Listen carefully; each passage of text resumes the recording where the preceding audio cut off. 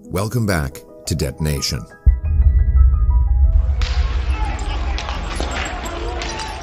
In episode 1 of Detonation, we learned that Canada's economy is more indebted than were many of the countries that suffered the worst debt crises of the last century, and how those crises caused massive human suffering. We learned the 4 indicators of a forthcoming debt crisis. 1. Sustained debt buildup, especially household debt. 2. Asset price inflation. 3. Falling output. And 4. Large current account deficits. Have these things happened in Canada? This is Detonation, Episode 2, Large Debt Buildups. Let's start with the facts. The total debt owed by all Canadians today is $10.2 trillion. The question is that a lot? Debt is to an economy what a big backpack is to a man walking up a hill. It might be hard for a 100-pound man to carry his own weight on his back. Now, imagine him carrying 350 pounds, or 3.5 times his body weight. He can barely move, and it won't be long before he collapses. That is like Canada's $2.86 trillion economy carrying around its $10.2 trillion debt. Sorry? The servicing costs on the debt that you're going to have to carry, that you're adding to now, right? Interest rates are at historic lows, Glenn. Okay, but it's still a lot of money. No. It's still a lot of money. No. Our debt is 3.5 times our economy. All debt crises have involved debt that in one fashion or another have become dangerously out of scale in relation to the underlying means of payment, said John Kenneth Galbraith.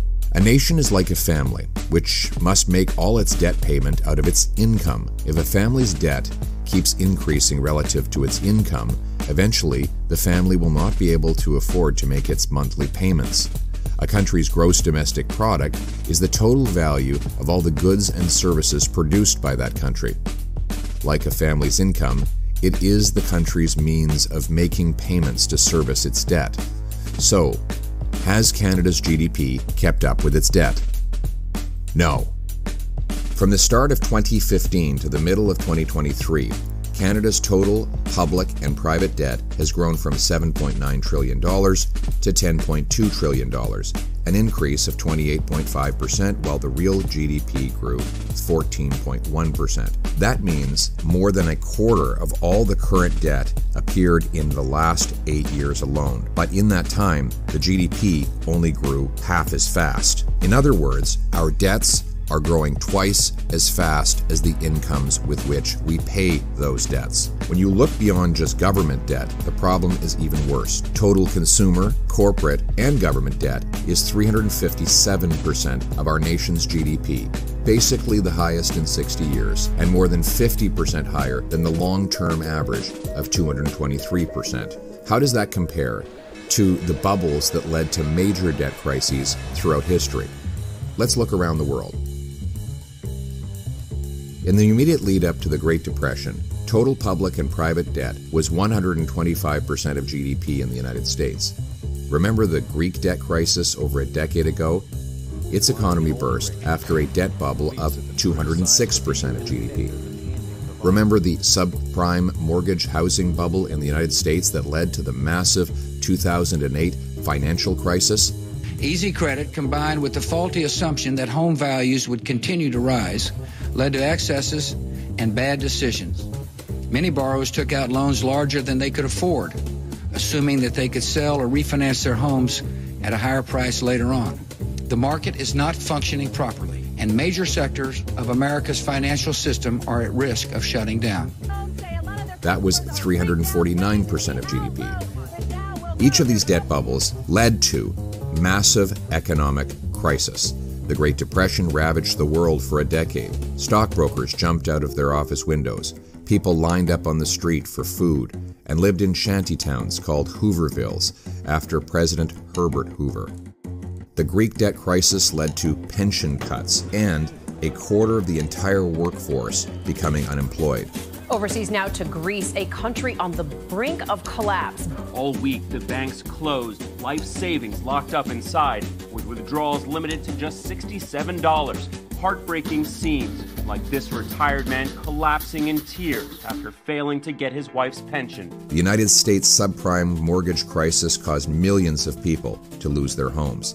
Yet, each of these bubbles had lower debt to GDP ratios than Canada has now.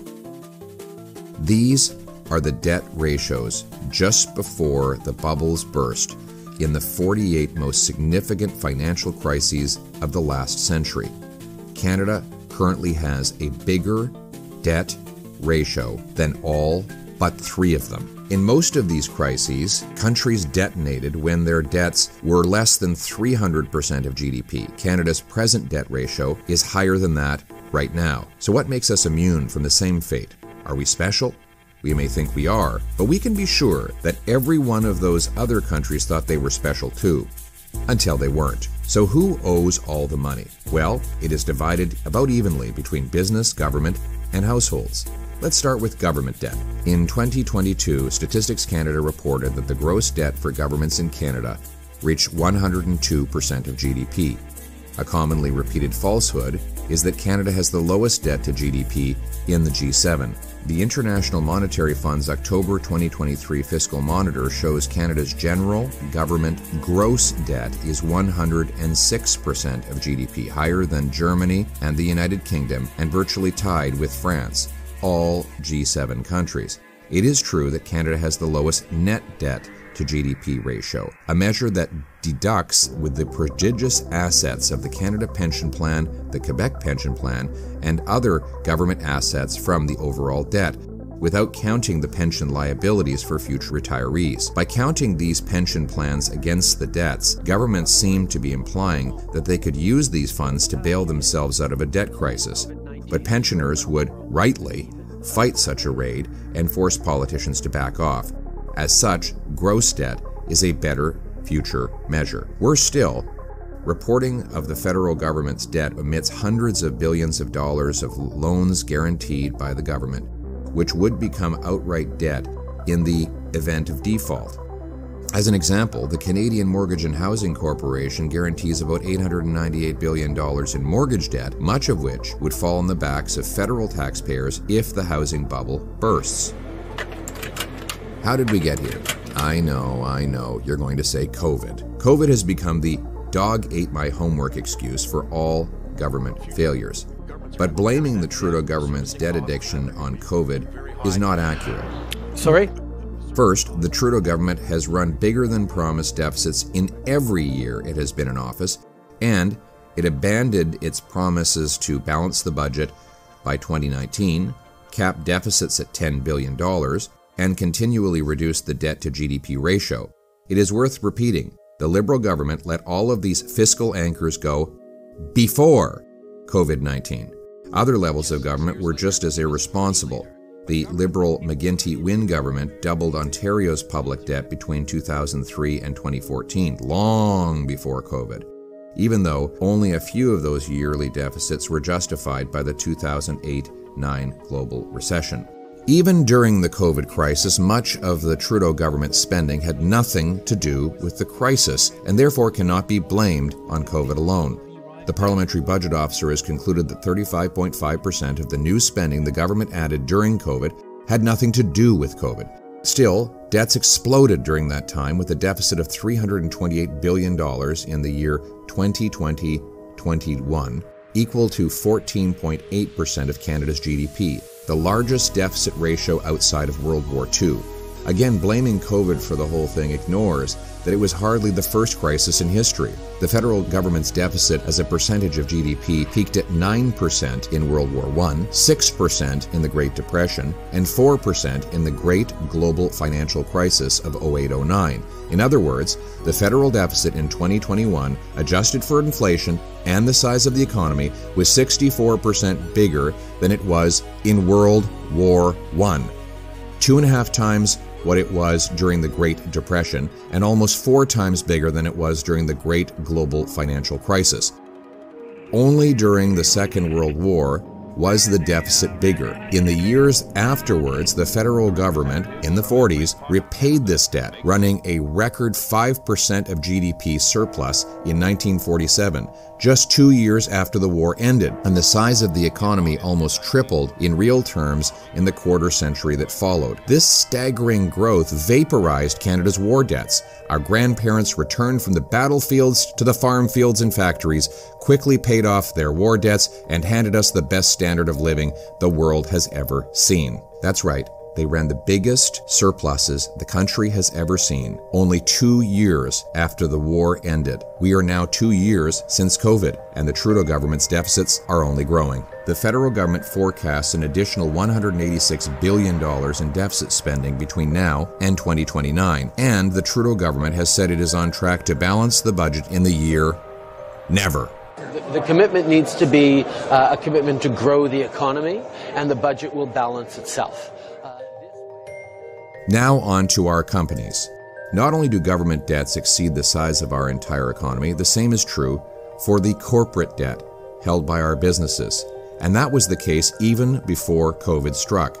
Even Canada's financial institutions, like TD Economics, were starting to worry as early as February 2020, before COVID-19. They reported that Canada's businesses had debts that equaled almost 120% of our entire GDP, which ranked the third highest among all G20 countries, only behind China and France. The same report also indicated that debt payments were close to historic highs and, quote, a higher share of corporate income is going to servicing debts, even with what were at the time unusually low interest rates. What happens when interest rates return to their normal, long-term, historical average levels and these payments increase further? And since that 2020 report, things have not gotten much better. We still have corporate debt that equals 115% of our GDP, which puts us in the top 5 of the G20 countries and near an all-time record for Canada. This as debt is slowly rolling over into recently raised interest rates, which means higher payments for the businesses that employ our people and pay out dividends to our pension funds. That is a problem. In fact, the same families who work for these highly indebted companies and pay taxes to these highly indebted governments are themselves carrying record-smashing debt burdens. Data from the Bank for International Settlements shows that household debt to GDP now stands at 103% of GDP, by far the highest of any G7 country and almost twice the G20 average. Even before COVID, we saw a glimpse of the danger of rising interest rates when the Bank of Canada raised its overnight lending rate between 2017 and 2018 to 1.75%. Still a low level. This tiny increase in rates multiplied by a massive stock of debt required households spend 15% of their incomes on interest and principal payments, one of the highest on record. This caused a very large bump in the number of Canadians claiming insolvency because they could not pay their bills. Remember, this was all before COVID-19. Ironically, COVID emergency measures, such as plummeting interest rates, bill payment deferrals, cash supports, and large-scale bans on consumer spending for things like restaurants, may have given a temporary reprieve to the households that were beginning to go insolvent just before the pandemic hit. What is most astounding about this spike in insolvencies is how small were the interest rate increases that caused them. After rates began to rise in 2022, the number of insolvencies have increased even more, that is by 12%, between 2021 and 2022. So, think of this. If tiny increases in rates before COVID led to a major bump in insolvencies, imagine what the very large increases that we have seen over the last 8 months will do as people's debts roll over into higher and higher rates. Slowly but surely, massive household debts are renewing at higher rates and causing people to face ever higher monthly payments. Canadians currently devote 15.4% of their incomes to pay their debts, both interest and principal, according to TD Bank. For reference, just before the global financial crisis, Americans were spending 13.2% to service their debts. And that was what led to a massive economic crisis south of the border. In other words, our consumers are spending more on debt than were American consumers right before they blew up the world economy. The Dow tumbled more than 500 points after two pillars of the street tumbled over the weekend. Lehman Brothers, a 158-year-old firm, filed for bankruptcy. Worse, the burden of household debt is heavily concentrated among the poorest people. For example, in the spring of 2023, those aged 45 to 54 in the lowest income quintile, the bottom 20% of income earners, had debts equal to 732% of their disposable income, an increase of well over 300 percentage points since 2014. Even if some of these spikes are temporary, and where have we heard that before, the overall trend is ever greater household debt concentrated in the hands of the people who can least afford to pay it. How long before these people miss their payments, lose their homes, and go bankrupt? These older and poorer working families often have the most debt, the biggest wage losses, the worst career prospects, and the least amount of time to make up losses. The high cost of rents, I just couldn't afford an apartment. I couldn't afford anywhere to live. So I ended up buying a van, and I now live in a van. And you have a full-time job?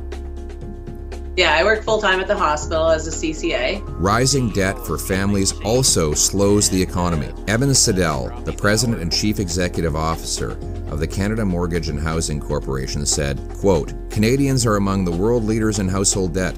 Pre-COVID, the ratio of gross debt to GDP for Canada was at 99%. These ratios are well in excess of the 80% threshold, above which the Bank for International Settlements has shown that national debt intensifies the drag on GDP growth. We can all expect that insolvencies and bankruptcies will rise dramatically in 2024 as families just cannot pay the interest on their back-breaking debt, while that same debt weighs down the growth in incomes which debt payments are made. A double whammy for families, businesses, and governments." To summarize, You'll forgive me if I don't think about monetary policy. Canada's debt to GDP ratio has smashed records over the last several years, is 50% higher than its long-term average, and much higher than was the case in many countries just before they went into a debt crisis. All of this proves beyond the doubt that Canada checks the box in the Reinhardt-Rogoff test of sustained debt buildups, especially for households. This might sound like a lot of gloom and doom, with no hope or way out. But think of the generation that came back from war in 1945. The generation had survived the Great Depression, had gone in their early 20s to fight and defeat Hitler, Mussolini, and Imperial Japan. They came home exhausted, wounded, and heartbroken from the loss of their fellow soldiers on the battlefields of the world. And they were deeply indebted, having paid for that war. And what did they do? Did they take a decade off while they borrowed money and lived off their grandchildren? No, they had protected their grandchildren's freedom, and now it was time to protect their finances. They immediately got to work. They cut wasteful spending. They paid off all their debts. They tripled the size of our economy, and they handed over the greatest prosperity the world has ever seen, all before they were old enough to retire. If they could do that then, imagine what we can do now, with a common-sense government that lives within its means, leaves more in your pocket, and lets you get ahead, where hard work is rewarded, where we make more and borrow less. That is common sense.